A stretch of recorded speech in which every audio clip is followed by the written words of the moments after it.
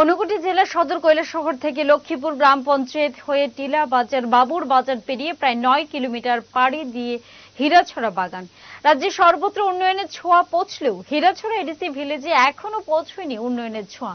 পরিবর্তনের সুফল থেকে অনেকটাই পিছিয়ে হীরাছড়া কুয়োর জলের উপরই মিটছে তাদের তৃষ্ণা।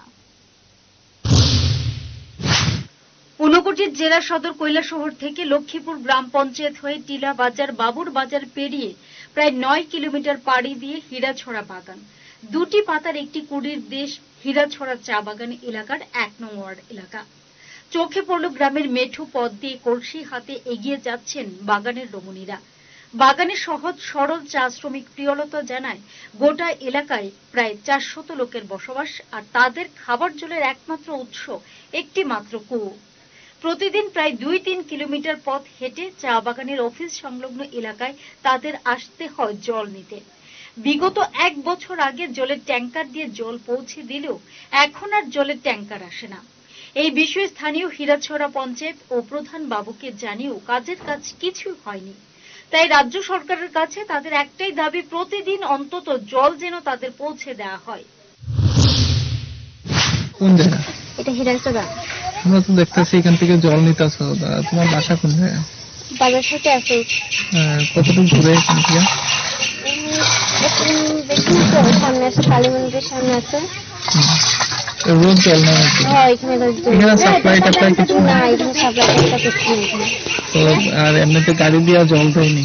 না, আগে দিতে আসলে, এখন দেয় না তো। কতদিন ধরে দেয় না মোটামুটি? এই বছরে একদমই দিচ্ছে না তো।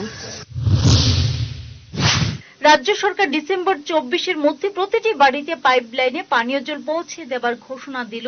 সুখা মরশুমি হীরাছড়া এডিসি ভিলেজে পানীয় জলের সমস্যায় ভুগছেন প্রতিটি পরিবার। স্থানীয় চা শ্রমিক রামচরণ রাজভর জানান, গত 1.5 বছর আগে DWS দপ্তরের উদ্যোগে কুয়োর পাশে বড় আকারে পাকা ট্যাঙ্ক তৈরি করার কাজ শুরু হয়, কিন্তু যিনি কাজের বরাত পেয়েছিলেন তাকে প্রায় 1.5 বছর ধরে আর দেখা যাচ্ছে না, আর যার ফলে জলের ট্যাঙ্কের কাজও স্থগিত হয়ে আছে।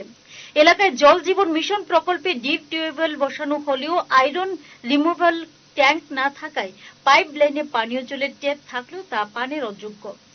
ডিপ টিউবওয়েল থেকে আয়রন যুক্ত জল আসার কথা বারবার সংশ্লিষ্ট কর্তৃপক্ষকে জানালেও তারা কর্ণপাত করেনি, আর যার ফলে সরকারি অর্থ খরচ করে তৈরি করা ডিপ টিউবওয়েল এক প্রকার নষ্টের পথে। বর্তমানে প্রায় 400 মানুষ এই ছোট কুয়োর উপর নির্ভরশীল।